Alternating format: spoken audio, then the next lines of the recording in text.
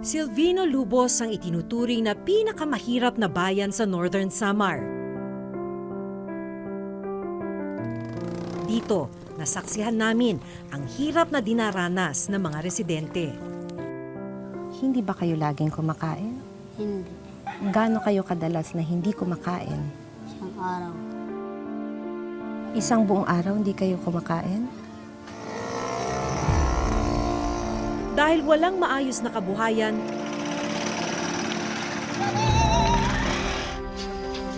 at serbisyong pangkalusugan, may mga inaabutan na lang ng kamatayan. Ay, masakit nga po eh. Gawa lang. Kaya pa mabuhay. Pero wala naman, doktor.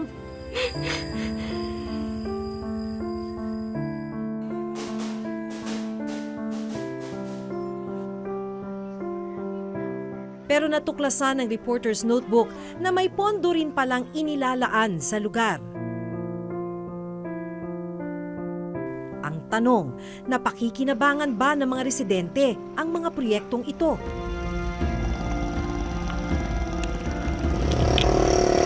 Pagod, gutom, hirap. Pero sige lang po.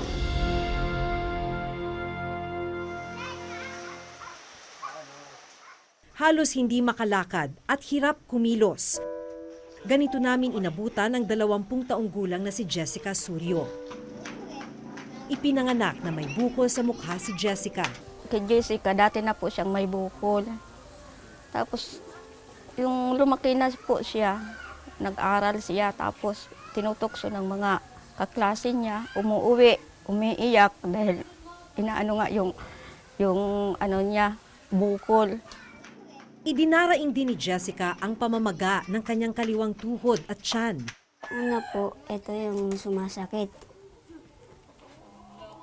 Tapos, pag kumakalma po to, ito na naman po yung sumasakit. Yung tiyan. Pag kumalma na naman po yung tiyan ko, ulo ko na naman yung ano. Kasi gusto ko po gumaling eh. Gusto ko po makapag-aral. Para maibsan ang sakit na nararamdaman ng anak, luyang dilaw ang ipinanggagamot ni Aling Judith. Kuha ka na ng sumasakit siya masyado, ang tuhod niya, ito lang ang linalagay ko po. Tapos, gumagaling-galing din na babawasan ang sakit ng tuhod niya po.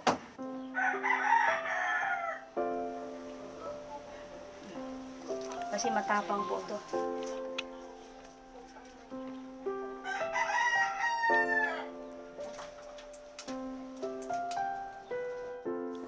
Umiiyak talaga ako kasi awang-awa talaga ako sa kanya. Wala akong magagawa dahil siyempre pag papasok ka sa hospital, talaga, hindi ka talaga dyan tatanggapin na wala pong pera. Taong 2013 nang dalhin ni na Aling Judith si Jessica sa Manila para matingnan ng espesyalista. Dito inoperahan ang bukol sa kanyang mukha. Sana po gumaling na po lahat ng sakit sa katawan ko. Gusto man nilang dalhin sa ospital ang anak, kulang naman sila sa pera. 2 oras din ang layo ng ospital mula sa Silvino Lubos na kailangan pang tawirin ng bangka at habal-habal. Mahirap po ang kalsada. Naku, makakapunta ka po doon, 1,000, balikan po 1,000 yan pamasahe sa scooter.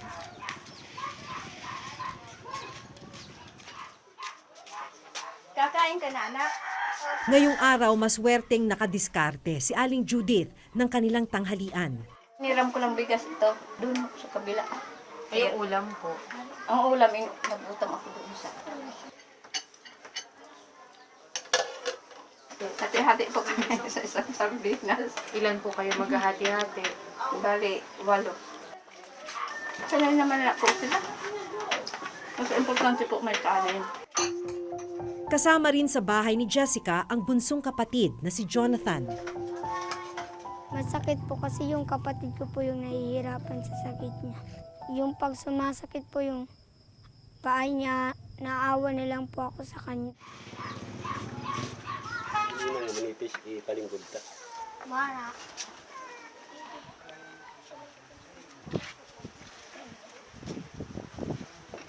Idulong ka muna sa kwan.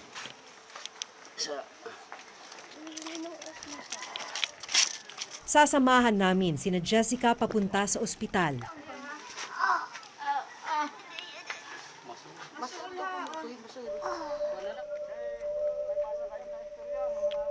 Dahil hindi makalakad, kinailangan siyang pasanin ng amang si Mang Samuel.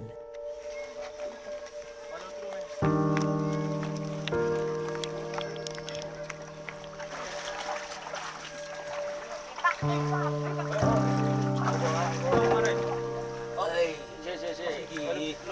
Bahala.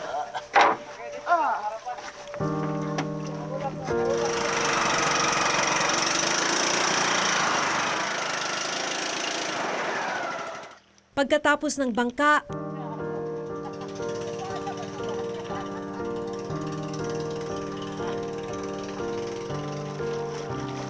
ang ilog namang ito ang babagtasin. Sobra po yung awa namin kahit wala kaming anak buhay, walang makain, pero tinitiis lang namin dahil anak namin yun eh. Gagawin po lahat para mabuhay lang po siya. Pagod, gutom, hirap. Pero sige lang po. Mapatas tayo. Aray ko.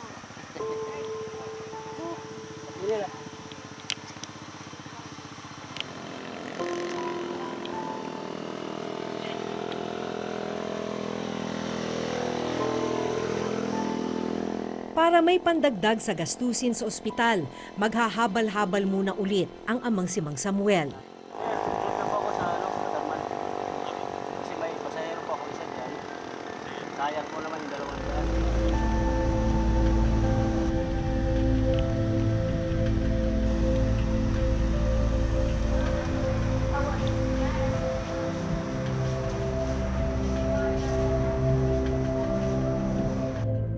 Agad sinuri ng doktor dito sa Northern Samar Provincial Hospital si Jessica.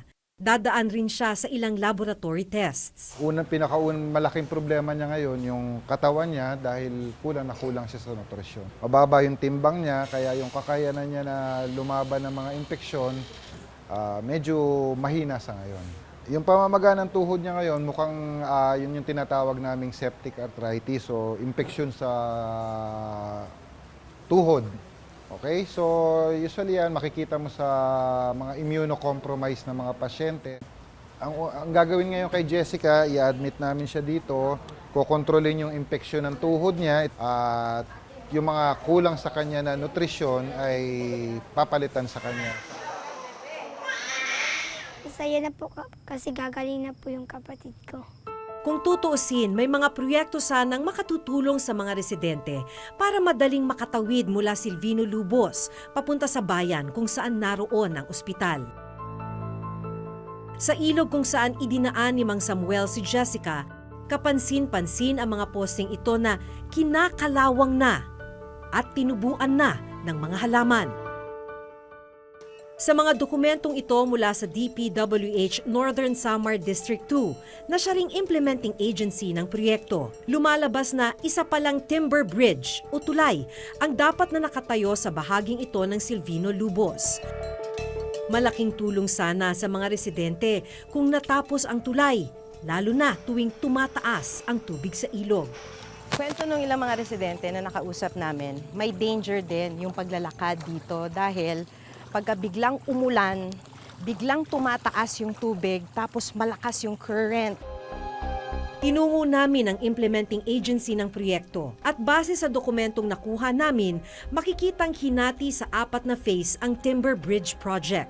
Ang mga posteng aming nakita, bahagi ng Phase 1, 2 at 3. Ang kabuang halagang ginastos para sa 3 phase, halos 7.8 million pesos. Wala na raw sa DPWH Northern Samar District 2 ang project engineer na nagpatupad ng unang 3 phase ng tulay. Pero nakapanayam namin ang kasalukuyang assistant district engineer. Nag-prepare yung regional office ng bridge plan which is, ang pangalan, it was construction of Sulong Timber Bridge. So, ang ibig sabihin timber bridge, yung superstructure, yung makita ninyo timber, pero yung substructure niya, which is yung sa ilalim, poste, concrete. Total, magkano po lahat ng nagastos? Mga 7.8, almost 0.8 million. Itong ganitong structure, sir, is this worth 7.8 million? Hindi kasi natapos yung kuan. Kasi baka ito palang nakita mo, marami ito. Kasi dito, based sa report dito, 4 na pier ito, pero up to pier 4. Yeah, mahal naman talaga yun. Kasi especially ang foundation niya. Ang foundation niya malaki. Maliit tingnan, pero yung foundation dito sa ilalim, malaki yun. Ang Phase 4 o huling phase ng Timber Bridge na sinimula noong May 2013, pinaglaanan naman ng pondong 7.6 million pesos. Galing ang pondo sa Priority Development Assistance Fund o PDAF. Parang na-start lang, pero na-stop. Dahil yung funding doon is from PDAF. Kasi at that time, wala ako dito, no? Mahirap naman ituloy nila. Kasi parang narinig ko at that time, pinapa-discontinue yung PDAF. 1.1 million pesos ang naibayad sa kontraktor at isinoli raw sa National Treasury ang natitirang pondo. Kaya kung susumahin, umabot sa halos 8.8 million pesos ang halaga ng Timber Bridge na hindi natapos. Ang tulay na tutulong sana sa mga residente sa pagtawid, ngayoy poste lang at hindi kailanman napakinabangan. Nakatiwangwang na po yan kasi sabi daw po wala na daw po budget. Kung yung iginastos po dyan, binigay na lang sa mahirap, yung mga hindi kumakain. Sa aming patuloy na pag-iikot sa Silvino Lubos, nalaman namin na sa Silvino Lubos Central Elementary School kung saan nag-aaral si Jonathan, may nakatenggang silid-aralan. Iniwan ng mga contractor ang school building na ito nang walang bintana, pintuan o pisara. Hindi rin formally turned over, kaya hindi ito ginagamit. Kung tutuusin, malaking bagay sana itong school building na ito para sa isang paaralan na gumagamit pa rin ng mga lumang school building tulad nun.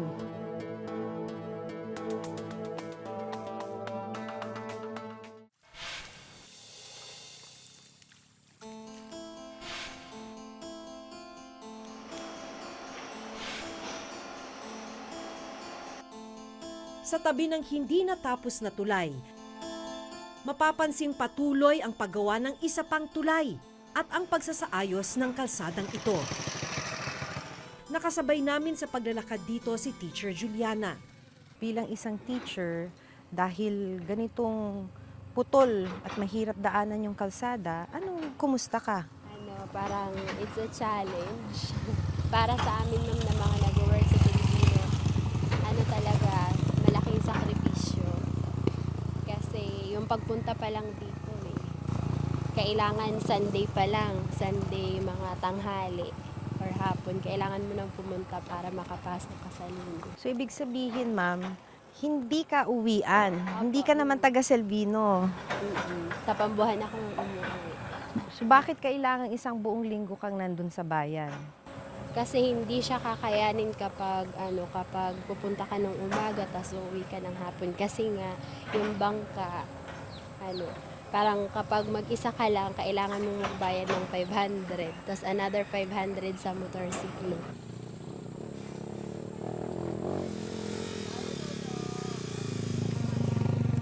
Linggo-linggong nagsasakripisyo si Teacher Juliana na makatawid sa Silvino Lubos para makapagturo sa mga bata.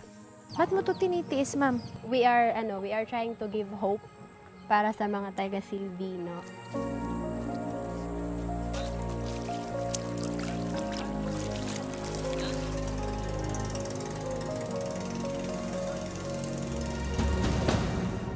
Lumalabas na bahagi ang bagong tulay at paggawa ng kalsada ng isa pang proyekto, ang construction of Mondragon Silvino Lubos Road na hinati sa 5 phase. Hawak ng provincial government ng Northern Samar ang Phase 1 to 4. Natapos ang Phase 1 to 3 noong 2014 at ongoing naman ang Phase 4 kung saan kasama ang ginagawang bagong tulay. Galing ang pondo sa pamana program ng Office of the Presidential Advisor on the Peace Process o OPAP. Sa dokumentong ito, 294 million pesos ang contract amount ng Phase 4 na sinimulan noong January 2016. Bali, yung work medyo nahuli rin kasi location nga nung ating bridge doon sa almost end ng project. Yung challenges dyan sa implementation, yun nga yung mga dumating na mga bagyo at saka yung pagdala ng mga materyales. Ang Phase 5 o huling bahagi ng Mondragon-Silvino-Lubos Road napunta naman sa District 2, ang parehong district na humawak ng hindi natapos na tulay.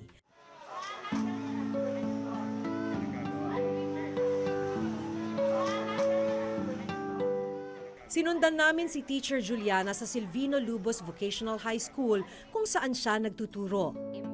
Okay lang kayo. Dito namin natuklasan na ang ilan sa mga senior high school student nagkaklase sa mismong stage ng eskwelahan.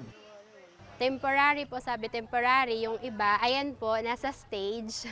Yung stage namin na kare-renovate lang din konti pagkatapos nung bagyo last year. So yung grade 12, andun muna sila sa stage kasi wala pong available na classroom. Katabi mismo ng stage, ang hindi patapos na school building na para sana sa kanila. Yung building po na yan, bale mag 2 years na po na ginagawa pero kahit po poste, hindi pa po tapos.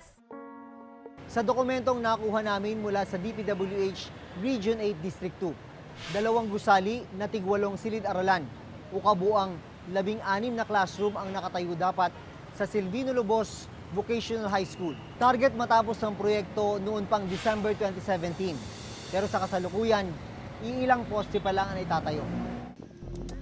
Ipinasagot namin sa district engineer na siyang may hawak ng proyekto kung bakit hindi pa rin tapos ng proyekto. Nagkaroon kami ng konting katagalan sa contractor. Ang mahirap po doon ang mobility ng mga equipment, ang pag-double o triple handling ng mga materialis. Nung umabot ang December, binagyo kami ng orduha. Nawala na siya na talaga ng pagkakataon. So, nag-issue kami ng termination letter. Nung nadili na siya, wala na. Hanggang doon lang ang nakolekta niya na 15%. 3.365 million. Nagpursige siya na kung maaari sana, ituloy niya. Nagkaroon siya ng motion for reconsideration. Sa aming patuloy na pag-iikot sa Silvino-Lubos, nalaman namin na maging sa Silvino-Lubos Central Elementary School, kung saan nag-aaral si Jonathan, may nakatenggang silid-aralan. Iniwan ng mga contractor ang school building na ito nang walang bintana, pintuan o pisara. Hindi rin formally turned over, kaya hindi ito ginagamit. Kung tutuusin, malaking bagay sana itong school building na ito para sa isang paaralan na gumagamit pa rin ng mga lumang school building tulad nun. August, harmful, definition, radiation. Para sana sa mga grade 4 student gaya ni Jonathan ang abandonadong silid. Sayang po kasi hindi po nagagamit. Maraming estudyante po yung nagtitis po dun sa stage ng pag-aaral. Dahil nakatiwangwang, unti-unti na ring nasisira ang ilang bahagi ng silid. Sayang. Sayang yung pera. Dating may pinto yan, kaya lang nasira na rin dahil pinaglalaruan ng mga bata. Ayon sa principal ng eskwelahan, Department of Education o DepEd, ang ahensyang nagpatayo sa silid-aralan.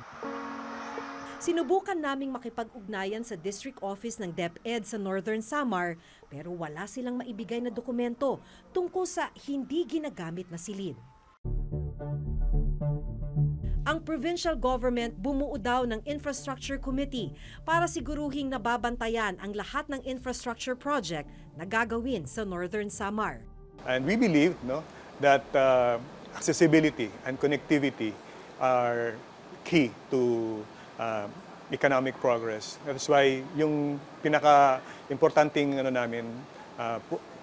project is yung ma-connect yung Silvino-Lubos to the provincial road network. Ang pag-ahon ng pamilya sa kahirapan ang inspirasyon ni Jonathan para magsumikap sa kanyang pag-aaral. Bakit pumapasok ka pa rin kahit nagutom ka? Pangarap ko po kasi maging teacher. Kaya sabi ni Mama, mag-aral po ako ng mabuti para paglaki ko, yung mga anak ko po, mabigyan ko po ng magandang buhay. Nahihirapan ka na ba? Hindi pa po, Ma'am, kasi yung inspirasyon ko po yung pamilya ko. Pag nag-aaral po, iniisip ko po, Ma'am, para po doon sa pamilya ko. Kaya po, pinagbubutihan ko po yung pag-aaral ko.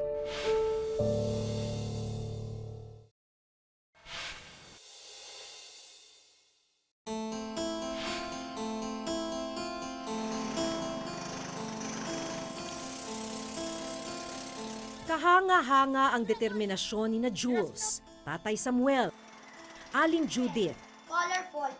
Jonathan, at Teacher Juliana. Dahil sa kabila ng kasalatan, pinipilit nilang mamuhay ng disente para matupad ang kanilang mga pangarap. Pero anumang pagsisikap, kulang na kulang talaga para masuportahan ang lahat ng kailangan nila. Kasi ang sabi po ni Mama, no, paglaki ko, Ma'am, tumayo na ka sa sarili kong paa. Hindi na lang po ako aasa sa kanila kasi pag mawala po sila, paano na yung pag umaasa lang po ako sa kanila. Kaya nakapanghihinayang na ang mga proyekto para sana sa kanilang pinakamahihirap at pinondohan ng pera ng bayan, hindi naman napakikinabangan. Hanggang sa susunod na Huwebes, ako si Jun Veneracion. Ako si Maki Pulido at ito ang nakatala sa aming Reporter's Reporter's Notebook. Notebook.